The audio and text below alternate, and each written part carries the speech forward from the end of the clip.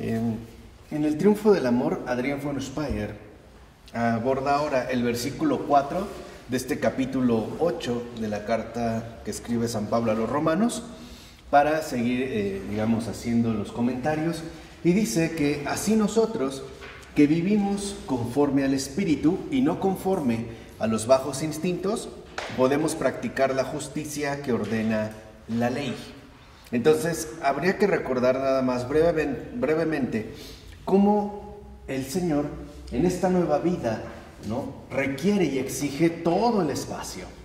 No es de que algo se conserve, sino que literalmente todo se haga completamente nuevo, lo cual abre también un nuevo espacio, y es este nosotros. Porque cuando habla San Pablo, dice así nosotros, este nosotros también apunta a un espacio singular que de hecho no somos nosotros quienes lo construimos, sino hacia el cual, este espacio justamente nos adherimos. Nosotros no somos capaces de construir este espacio. Más bien es el mismo Señor el que lo constituye en cuanto se hace uno de entre nosotros.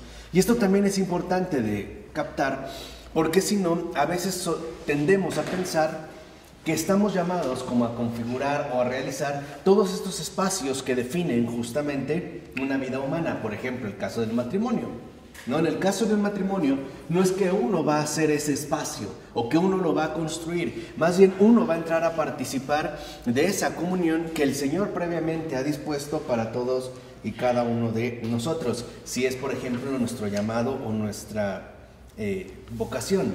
Entonces, esto es importante para ver que nosotros somos incluidos en un espacio amplio que en efecto el Señor ha construido o ha elaborado. Entonces, aquí vemos cómo también el propio Hijo, ¿no?, el Hijo de Dios, se pone en contacto con nosotros y se nos da. No solo entra en contacto con nosotros a través de la encarnación, sino que también se nos da.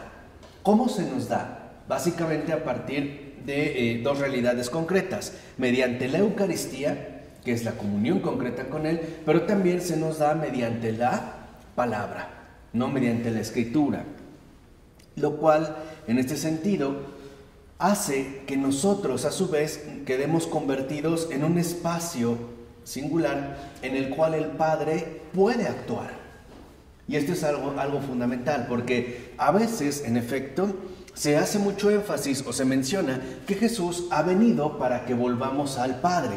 Y en ese sentido nos ha abierto el camino, ¿no?, para regresar al Padre. Cierto, pero también es verdad que el propio Señor le ha abierto el camino al Padre hacia nosotros, ¿no? Ha abierto las dos vías. No solo a nosotros nos ha acercado al Padre, sino que también le ha abierto justamente el camino al Padre para que Él pueda obrar en cada uno de nosotros. Por eso es, tan importante la comunión plena con el Hijo. ¿Esto qué significa? Que en la medida en la que nosotros comulgamos con Jesús, con la Eucaristía, con su realidad sacramental, con su palabra, el Padre reconoce en nosotros la presencia viva del Hijo. Y eso es también justamente, ¿no?, lo que el Señor ha venido a hacer. Entonces, en este sentido, podemos decir que el Padre nos considera vasos nuevos, unos vasos nuevos, una nueva creación que quiere llenar del nuevo contenido divino. Y esto es algo importante, vuelvo a repetir, no solo es que el Señor nos ha devuelto al Padre, sino que también le ha abierto al Padre el camino para que pueda obrar en nosotros y pueda llevar a cabo justamente su obra de renovación, de tal forma que este contenido divino, el obrar del Padre, esté plenamente fijo en cada uno de nosotros. Entonces, el Hijo, en este sentido, nos invita a seguir sus pasos a través precisamente de la obediencia. Es una obediencia, un camino seguido, y eso es lo que hace que el propio Hijo permanezca en nosotros. Entonces, ¿qué es lo que hace básicamente Jesús en este sentido? Hace que nosotros, este espacio singular, se convierta en un lugar de plenificación. un espacio donde se llevará a cabo una perfección. Y esta perfección, y esto es algo muy importante, será llevada a cabo por el Padre. Y aquí es donde debemos también de reconocer otra dimensión fundamental. Entonces, aquí vemos, en este sentido es muy importante, cómo el Señor prepara el camino para que en efecto, ¿no?, la obra final, esta obra de perfección, sea a cabo llevada por el Padre, a través del Espíritu Santo. Entonces lo que vemos es que así como el Hijo se ha mantenido en obediencia al Padre hasta la fecha, asimismo le deja la última palabra al Padre. Él, en este sentido, podemos decir, es un facilitador, ¿no? Lo vemos en su propia vida encarnada. En el momento de la cruz, en el momento culminante, dice: Padre, en tus manos encomiendo mi espíritu. Lo deja todo en manos del Padre, ¿no? Y le dice: ahora sí, antes de entregar el espíritu, todo está cumplido, ¿no? Todo está cumplido, ya todo ha sido hecho. Lo mismo hace en cada uno de nosotros. Entramos en comunión, Él, digamos, prepara todo el camino, abre el nuevo espacio y le deja la última palabra al Padre. Y aquí vemos también un gesto de la radical humildad del propio Dios. No hay como una competencia voraz por imprimir el sello definitivo, como si Jesús quisiera adueñarse del alma y decir: esta es mía. No, lo que más bien Jesús hace es rescatar el alma para decirle al Padre: es tuya. Aquí están los que tú me has dado, ¿no? Te dejo justamente la última palabra a ti. Y esto es importante de reconocer. ¿Por qué? Porque esto es justamente lo que nosotros podemos llamar la justicia de la ley. Esa es la verdadera justicia. En ese sentido, la justicia de la ley significa dejarle la última palabra al Padre. O por decirlo de esta manera, dejarlo todo, ponerlo todo en manos del Padre. Eso es lo que hace Cristo.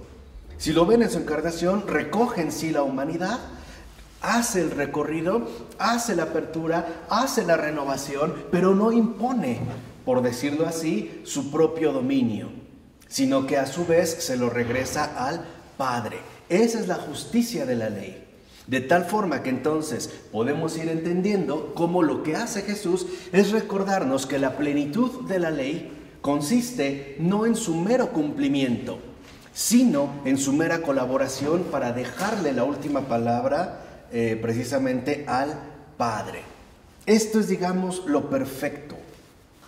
Esto es lo que ha sido pensado y querido por Dios Padre, realizado por Dios Hijo y cumplido por Dios Espíritu Santo. ¿De acuerdo?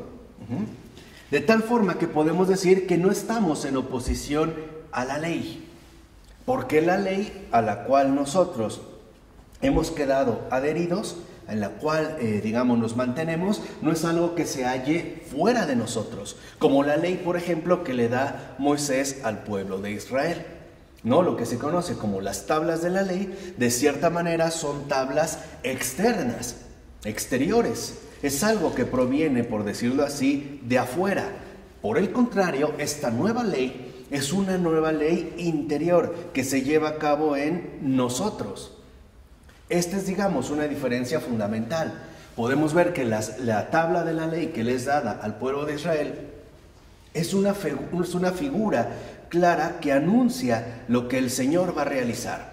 No solo se trata, y esto es fundamental, de que cumplamos la ley, se trata de que vivamos la ley, que es lo que ayer precisamente Jesús insistía en la cuestión del Evangelio, ¿no? Y desde la segunda lectura de Pablo.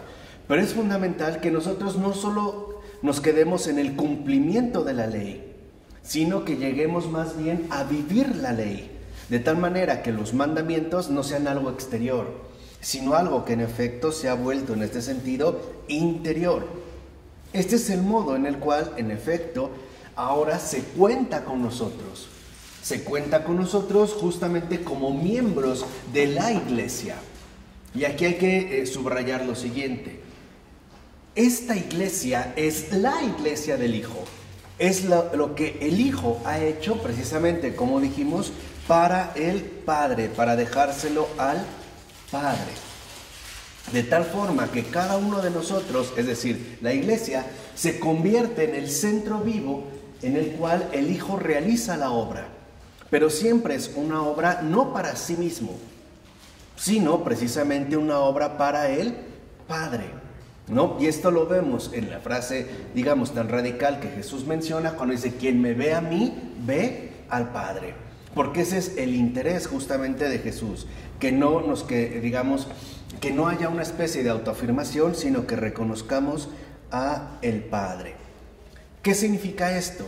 Que en la iglesia que el Hijo ha creado para el obrar del Padre, aprendemos a caminar ya no según la carne, ahorita hablaremos adelante, sino según el Espíritu. ¿Esto qué significa? Que la carne no desaparece, ¿no? Pero sí es como reducida al silencio. Ya no es lo que tiene prioridad. Ya no es, por decirlo así, lo que más clama, sino ahora justamente lo que adquiere verdadera relevancia es el Espíritu. Y eso es lo que nos lleva a adherirnos a Él. De tal forma que reconocemos todo lo que Él quiere hacer en nosotros. ¿Qué es lo que Él espera? Nuestro sí a hechos y obras, a la entrega y por lo tanto a la consagración hacia nuevas tareas. Es lo que el Señor, digamos, en ese sentido va promoviendo. No es que busque una uniformidad total en cada uno de nosotros. No, más bien lo que busca es que en nuestra alma se lleve a cabo una consagración. O sea, una consagración profunda de una verdadera libertad, como un alma enteramente libre para cumplir la voluntad del Padre. Y el Padre, que también hace siempre nuevas todas las cosas, es el que irá manifestando cuáles son las nuevas tareas, ¿no?, de cada uno según nuestro estado y condición. Así que en nuestro caminar, estas nuevas tareas están dictadas por el Padre. Pero podemos decir que también han sido abiertas por el Hijo y custodiadas por el Espíritu Santo. El Espíritu Santo va custodiando en cada uno de nosotros la realización de estas nuevas tareas que el Padre nos va dando a cada uno de nosotros. Porque el Espíritu Santo es el que cuida de que se cumplan estas nuevas tareas. En pocas palabras, de que realmente se cumplan la ley del Espíritu, que es, en último término, lo que el Padre quiere. Esto es lo fundamental. Y esto es algo importante de entender, porque si no, a veces queremos oponer espíritu contra espíritu. O sea, espíritu con minúscula contra espíritu con mayúscula. ¿A qué me refiero? Pareciera que a veces, cuando uno tiene ya una cierta tarea determinada, uno podría llegar a pensar que tiene claro lo que tiene que hacer, o lo que el Padre le está pidiendo. Claro, lo hacemos desde el espíritu propio, humano, con minúscula. Pero muchas veces, los caminos justamente que el Padre quiere que se realicen no coinciden a lo mejor con nuestra propia perspectiva personal. Y ahí es cuando entra el Espíritu con mayúscula, es decir, en este sentido, el Espíritu Santo, mostrándonos que ante todo debemos de vivir bajo una entera libertad. ¿Qué significa esto? No sometidos a cánones estrechos y definitivamente fijos, sino abiertos. ¿Abiertos a qué?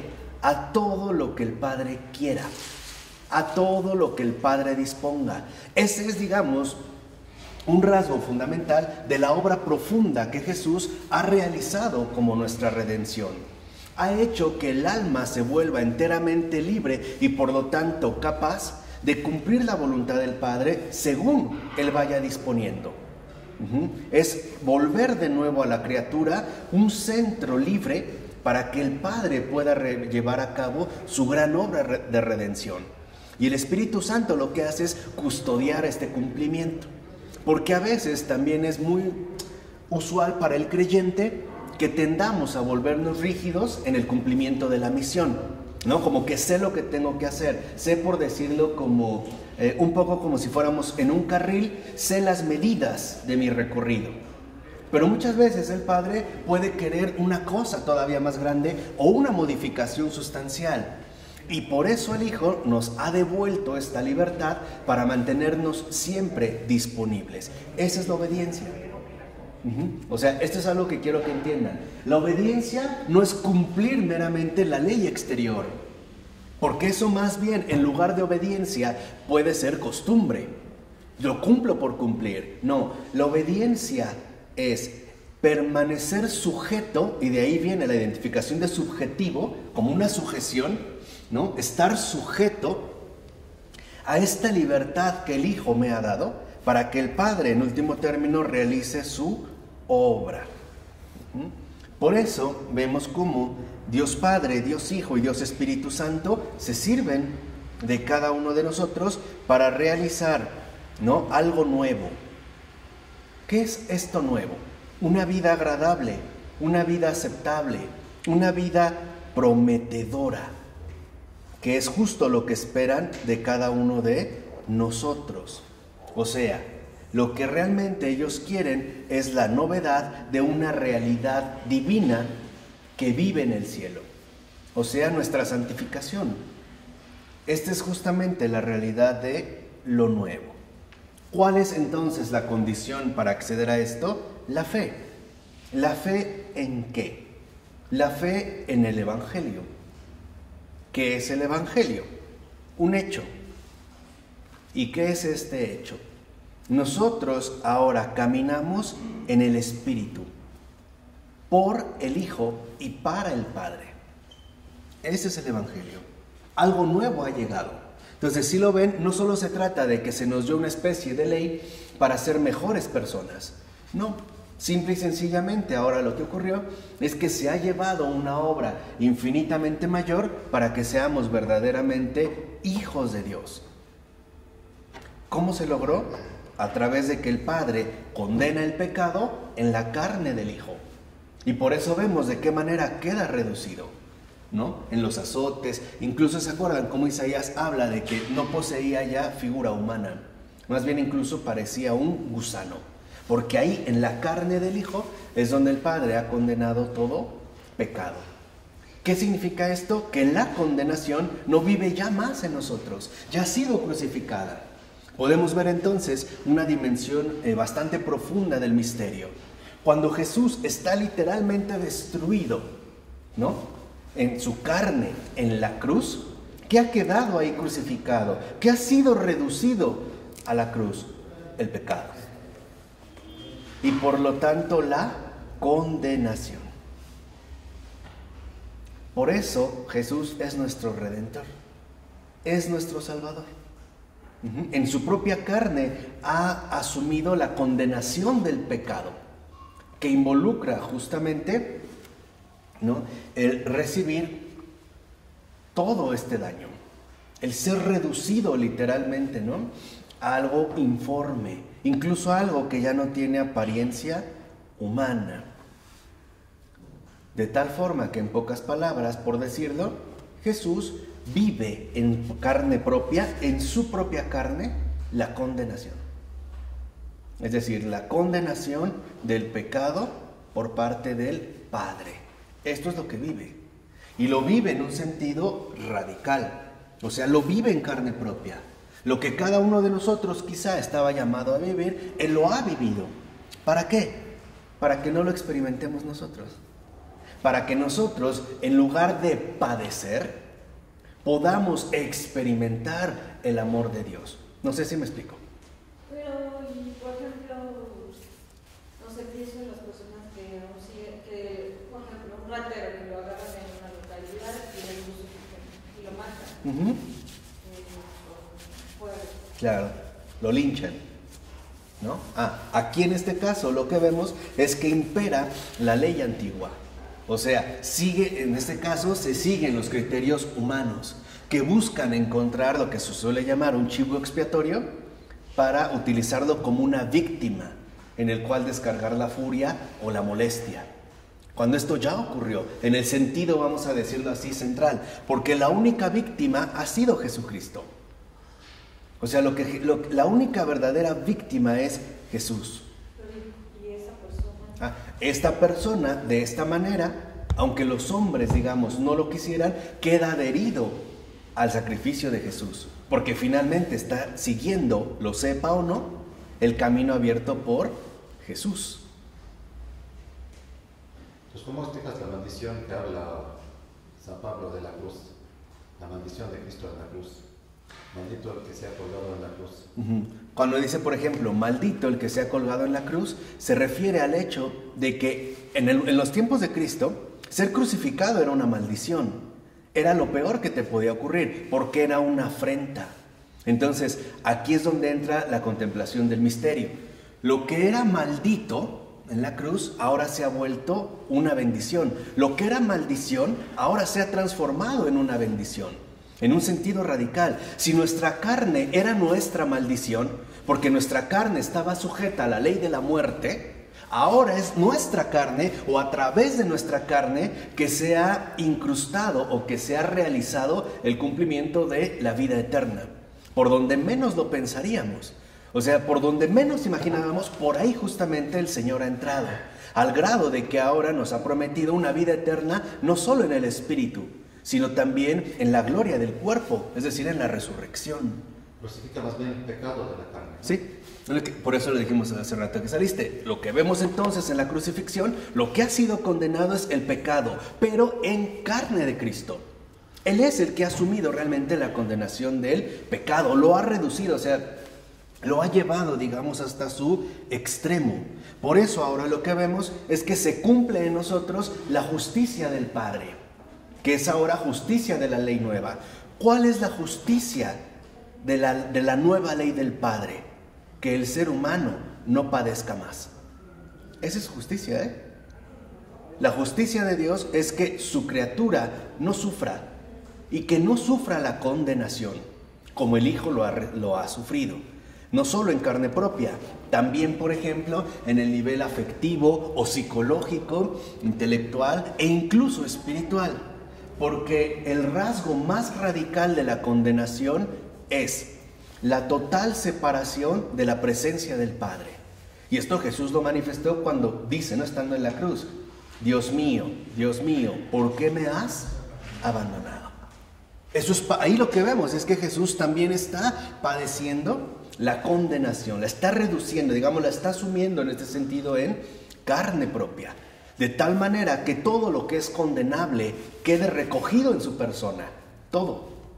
Y así se abra el nuevo camino de la ley del Padre, la nueva justicia que el Padre ha impuesto. ¿Cuál es esta nueva justicia? La misericordia.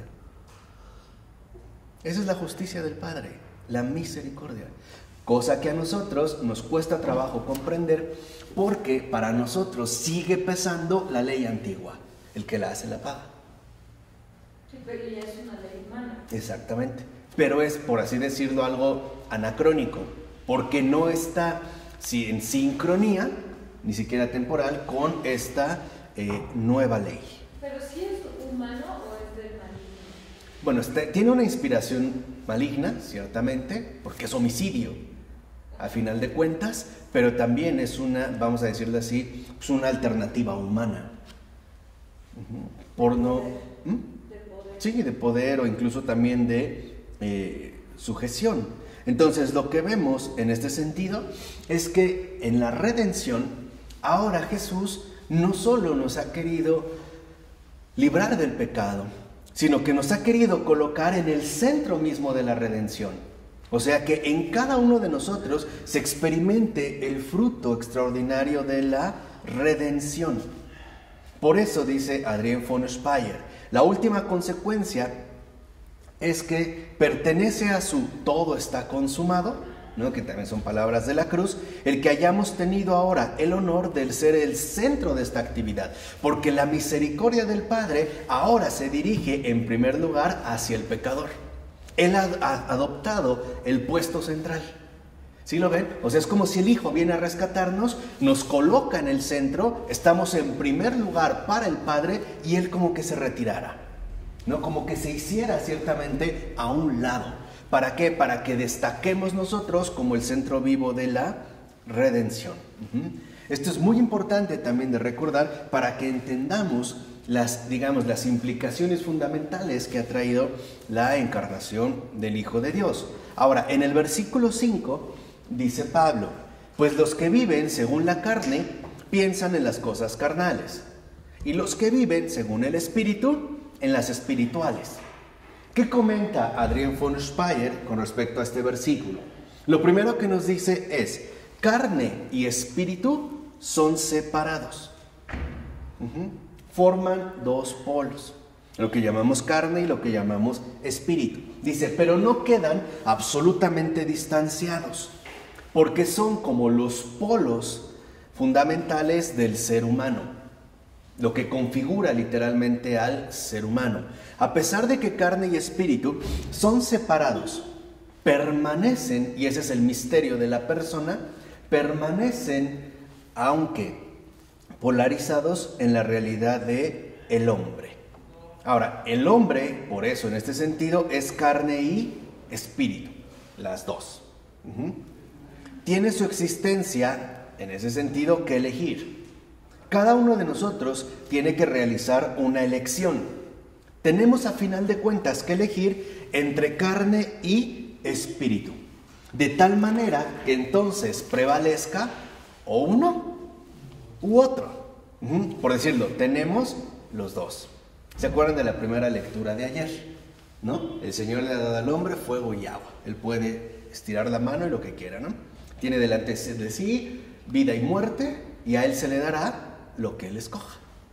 Pero no en el sentido platónico. No. O sea, en el sentido, digamos, bíblico, natural, de realidad concreta. O sea, aquí hay, digamos, como una disyuntiva. Ahora, lo fundamental, dice Adrián, es que el hombre que es corporal, es decir, carnal y espiritual, escoge entre ambos, rara vez, de una vez para siempre. Por lo regular, andamos como oscilando entre la carne y el espíritu, ¿no? A veces como que le damos más prioridad a uno y a veces pareciera que le damos más prioridad a otro. Entonces, lo que vemos es que en este sentido, el hombre que vence a la carne de una vez para siempre, hace que ahora se pueda vivir en el Espíritu del Señor. Y es, digamos, como la otra alternativa. De tal manera que lo que el Señor quiere es que en cada uno de nosotros se puedan realizar las cosas que son del Espíritu. Y este es el rasgo fundamental que va a adquirir el discípulo. De tal forma que el Señor nos invita a dejarnos penetrar plenamente por este Espíritu. Que todo lo que nosotros elegimos espiritualmente sea elegido por el Espíritu. Porque no olvidemos que también hay espíritus malignos. Y también pueden intervenir, ¿no? Eso una vez nos lo mencionó de manera muy bella Pavel Florensky. No sé si se acuerdan que decía Florensky que al iniciar algo espiritual siempre teníamos que hacer una invocación del buen espíritu, porque si no uno entra al ámbito de los espíritus corriendo el riesgo de que la respuesta venga del mal espíritu, ¿no? Aquí hay, digamos, como dos dimensiones muy concretas. Y entonces, ¿qué es justamente lo que se busca? Que reconozcamos lo fundamental del seguimiento hacia el cual el Señor nos está llamando a todos y cada uno de nosotros. De hecho, dice Adrián von Speyer, carne y espíritu constituyen dos mundos. No solo es como una dimensión o un rasgo, sino que carne y espíritu constituyen dos mundos. Y fíjense esta imagen que es como muy bella. Dice Adrián, el mundo de la carne, o lo que llamamos carnal de la carne, es el mundo del yo. Ese es el mundo de la carne, es el mundo del yo. Y por lo tanto es el mundo de la limitación. Porque todo queda reducido a mi yo. Es el mundo de la reclusión, porque todo queda recluido a mi yo. Es el mundo de la orientación de todas las cosas al yo, para satisfacción y enardecimiento de los apetitos. ¿De qué, perdón? Del yo. En pocas palabras, el mundo de la carne está constituido por las funciones del yo. Para la carne, todo tiene que quedar referido a sí mismo. El mundo de la carne, en pocas palabras, es la mismidad. Por eso hay que entender, y ahorita qué bueno que lo recordó Ronnie, hay que distinguir muy bien entre lo cristiano, es decir, lo evangélico, y lo platónico. Para Platón, la realidad material es mala, porque es mudable y está sometida a la corrupción, es decir, a la muerte. Para el cristiano, la carne no es mala en términos físicos, sino que la carne adquiere una dimensión desordenada en términos metafísicos, no físicos. Esta es la gran diferencia. Por eso el verdadero cristiano jamás rechaza la carne, al grado de que vemos que el propio Dios se hace carne, el verbo se hace carne. Cuando se habla de carne en el Evangelio, se está hablando de una dimensión metafísica, una dimensión esencial. Y eso es lo que estamos mencionando aquí. Si hablamos de que la carne es mala, no estoy hablando de mi cuerpo o de mi realidad corporal. Estoy hablando del desorden profundo, metafísico, ontológico que padece esta dimensión. ¿Por qué? Porque antes del pecado, carne y espíritu en la criatura humana están coordinadas. A partir del pecado están divididas. Se han vuelto, por así decirlo, distantes. No están verdaderamente integradas. Esto es, literal, el paso del diablo. Incluso en sentido etimológico, el significado etimológico de diablo es el que pasa a través de, como un cuchillo. Por lo tanto es el que pasa a través de, el que divide, el que separa, el que descompone. Sí, yo también estaba pensando como en términos de antagonismo, ¿no? Ajá. El que hace que dos cosas se separen y se vuelvan conflictivas. Ese es el pecado. Va a instaurar un desorden profundo en cada uno de nosotros metafísicamente. Es decir, en lo más íntimo de nuestro ser.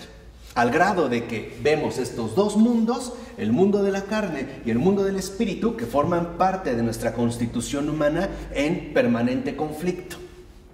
Hay una especie de guerra en cada uno de nosotros. Y hay quienes lo han sentido, ¿no? Tanto la grandeza del espíritu como a veces la bajeza de la carne. Incluso los antiguos griegos o los paganos por eso hablaban de las pasiones.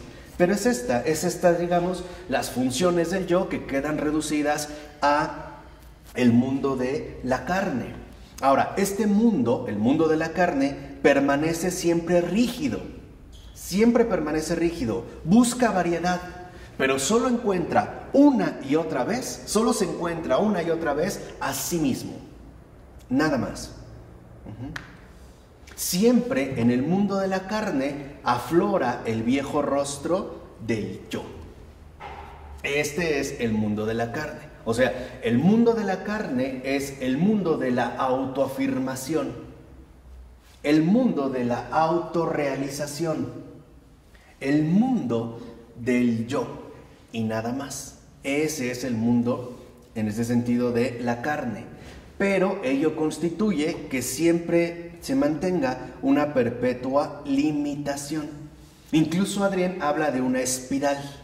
Dice, en este sentido, adopta la forma, esta perpetua limitación, como una espiral en reducción, que iría, por decirlo así, en el mundo de la carne,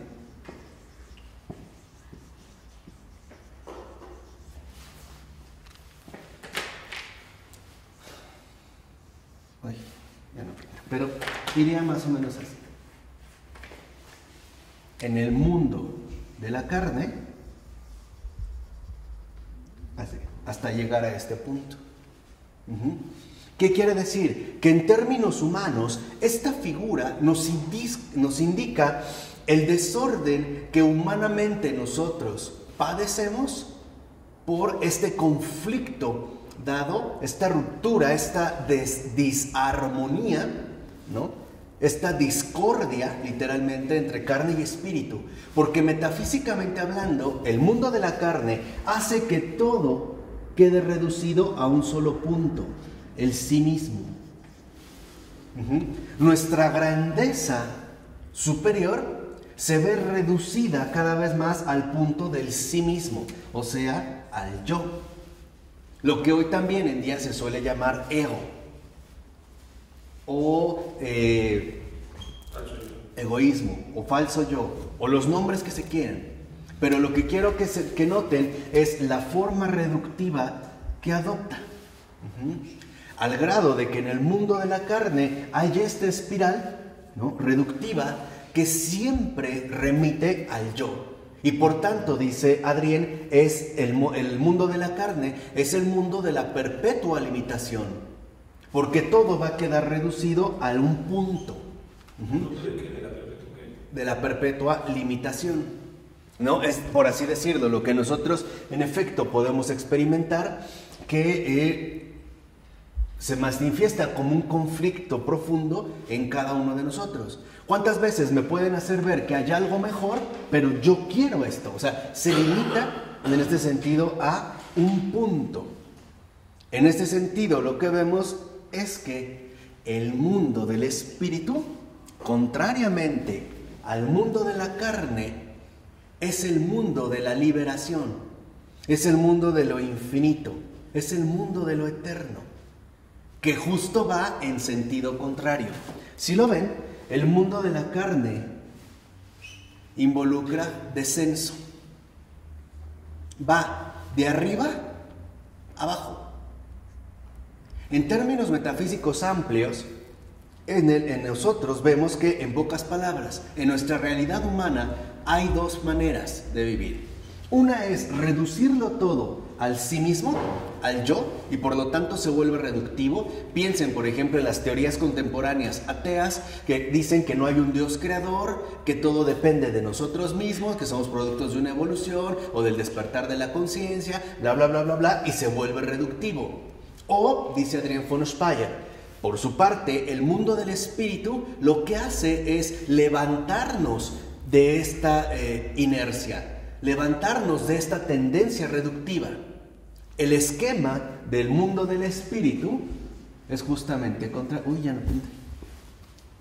Pero bueno, por lo menos que se vea, ¿no?, cómo el mundo del espíritu justo es lo contrario. Nos quiere mostrar que el yo está limitado, que siempre hay alternativas mejores, más amplias, hasta la infinidad o la eternidad que Dios mismo nos quiere compartir. Entonces, mientras el mundo de la carne es reductivo, en ese sentido, ¿no?, la perpetua limitación, el mundo del espíritu es amplificador. Siempre nos quiere ampliar más y más. De hecho, aquí, como lo menciona Adrien von Speyer, lo que vemos es que en el mundo del espíritu, contrariamente a lo que ocurre en el mundo de la carne, uno siempre encuentra espacios mayores de apertura, hasta que finalmente alcancemos la apertura total y definitiva, que es la contemplación de Dios, tanto del Padre como del Hijo como del Espíritu Santo. Entonces, lo que vemos es que en este sentido, el yo para el mundo del espíritu se hace cada vez más inesencial y lejano, hasta casi desaparecer. Hasta casi desaparecer. Mientras aquí se intensifica y lo único que sobresale es el yo, el sí mismo, en el mundo del espíritu se difumina. Va quedando atrás, atrás, hasta que nuestra perspectiva se va ampliando y el yo se vuelve prácticamente inesencial. Porque en el mundo del espíritu todo tiende hacia el Hijo. Y eso es lo que nos hace espirituales. Por eso, claro, en el mundo espiritual todo tiende hacia el Hijo. Esto lo vemos, por ejemplo, en la expresión de San Pablo, ¿no? Vivo, pero no vivo yo. Es Cristo quien vive en mí. Y ya se ha hecho espiritual. Ya ha accedido en este sentido al espíritu. Porque hoy también tendemos a confundir lo espiritual, por ejemplo, con algún otro tipo de relajación psicológica. O sea, creemos, por ejemplo, que hacer ejercicios intensivos de yoga es espiritual. No, no es espiritual. No es espiritual. Porque eso es quedar atrapado en a la dimensión de espíritu humano con minúscula, que puede ser, digamos, como acechado por otro espíritu. El espíritu. No. O sea, sí, no es Espíritu Santo, pero sí es espiritual. Claro, pero no es el espíritu. Eso es lo que quiero que entiendan. Pero es que al negarlo, pues, ellos sí están haciendo algo espiritual.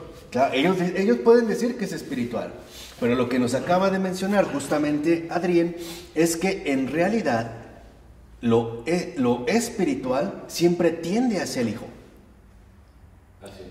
Si no hay esto, entonces no estamos en el espíritu, estamos en otra dimensión que puede ser psicológica o emocional, pero literalmente no estaríamos en el espíritu. Eso es importante, ¿por qué? Porque no es lo mismo lo espiritual que el espíritu. Y mi espíritu no es parte de Dios. Sí. En una dimensión, vamos a decirlo así, criatural, sí. Yo soy creador. Claro, sí. Te dio una dimensión espiritual para que puedas comulgar con el espíritu. O sea, el espíritu es uno. Lo que pasa es que cuando entramos al ámbito de lo espiritual, no solo está el buen espíritu, también está el mal espíritu. Por eso se habla del discernimiento de los espíritus, ¿no? Por ejemplo, la regla ignaciana. Hay que reconocer, ojo, quizá este es el punto, que hoy pensamos que lo espiritual significa rechazo de lo carnal o de lo corporal. O sea, si yo me vuelvo un monje tibetano, pareciera que soy muy espiritual porque estoy como rechazando lo carnal o lo corporal, ¿no? Incluso al grado de que puedo hacer una especie de concentración interior mental. Y como todo el Om parece acceder a desaparecer todo lo material y quedarme en el ámbito inmaterial, entonces como que por conclusión le llamaría espiritual. A ver, yo lo que entiendo y experiencia es, lo que pasa es que no tiene el mismo efecto meditar o hacer un acto espiritual dirigido a Dios, a uno a mí mismo, no se siente ese amor. Uh-huh. Tú te estás limitando, pero no quiere decir que no sea espiritual ni que sea bueno o que claro. sea malo, no lo podemos calificar. Uh-huh. Podría entrar un mal espíritu si quieres, pero en sí no es malo el meditar. Calmar la mente, la que no lo hace guiado hacia Dios, pero sí está en una dimensión espiritual. Claro, por lo menos no estaría tan seguro. Pero los efectos para él no van a ser tan bondadosos. Claro, pero a lo que voy es que yo no estaría tan seguro de afirmar que está en una dimensión espiritual. Más bien, lo que está es en una dimensión no corporal. Esto sí, puede ser mental. Y ya lo muy negativo, los que invocan a los espíritus malos, no están en una dimensión espiritual. Están igual, en una dimensión que puede ser también, por ejemplo, mental o por lo menos no física. O sea, a ver, esto es lo que quiero que entiendan en síntesis. Espiritual no significa no físico. No, porque la verdadera dimensión espiritual es aquella en el cual no se da una negación de la creación de Dios, sino la afirmación de la recuperación de esta creación realizada por el Hijo. En pocas palabras, en el Espíritu se vive la reconciliación plena de lo físico y lo no físico, de lo visible y lo invisible, mientras que la espiritualidad humana lo que hace es seguir separándolas. Por ejemplo, yo tengo que meditar al grado de que yo deje mi mente en blanco y ni siquiera sienta mi peso humano material, mi cuerpo, ¿no? Que yo pueda elaborarme. Esto se ve de manera muy clara en la figura del Buda. Si ustedes lo saben, yo supongo que sí, Buda no es una persona, Buda es un estado. De hecho, la palabra Buda significa iluminación, se ha hecho luz. ¿Qué quiere decir? Ha logrado superar la dimensión material, física. Incluso se ha logrado deshacer de su propio cuerpo. Lo que hace el verdadero espíritu no es negar la creación de Dios, es reunirla literalmente en la redención. En pocas palabras, no sigamos pensando erróneamente que espiritual es sinónimo de no físico. ya sea interior psicológico, profundo mental o como quieran. No. Lo verdaderamente espiritual, es decir, lo que sí viene del espíritu, es la transfiguración de lo material. Y en este sentido, la espiritualización de lo material, pero también la materialización de lo espiritual. Ese es el espíritu. Por eso, como nos menciona Adrienne von Speyer, por eso vemos que en efecto esta recuperación lleva el rostro del crucificado, pero también del resucitado. O sea, no es que nosotros estemos llamados a entrar en una especie de división definitiva. Eso es lo que quiero que hagan. O sea, por eso esta recuperación, ¿no? El espíritu lleva el rostro del crucificado, cierto. Ahí hay, ¿no? Como digamos, un énfasis en esta muerte, en la carne, pero también del resucitado, que es la resurrección gloriosa de la carne. En pocas palabras, ¿qué es lo que hace verdaderamente el espíritu? ¿Quién es alguien verdaderamente espiritual? El que ha logrado santificar la materia o crucificar la materia, como decía Pavel Florensky. Ese es el espiritual. El que no, o sea, el que ha unido o el que ha dejado que Dios reúna nuevamente en su persona el mundo del espíritu con el mundo de la carne. El que no, el que por ejemplo dice que es muy espiritual porque no tiene contactos físicos, porque tiene elevaciones interiores, porque es gnóstico, porque es no sé qué, ese no está en el espíritu. O porque habla a Dios, con Dios a su manera. Ajá, o porque hablan con Dios a su manera, o porque reducen el cuerpo a una especie, vamos a decirlo así, de estuche, ¿no? Maltratado. Ese no está en el espíritu. No, el Espíritu Santo me refiero. No, está extraviado en lo espiritual humano. Eso sí, o sea, no hay que confundir el espíritu con lo espiritual. Esa es la diferencia. El espíritu es Dios, ¿no? Sí. Y eso es lo que nosotros, en efecto, debemos de recordar y de reconocer. No se trata de que nosotros rompamos nuestra propia unidad fundamental entre el espíritu y la carne. No, es que aceptemos la restauración, la recuperación que Jesús ha traído precisamente para que se manifieste la obra de su redención.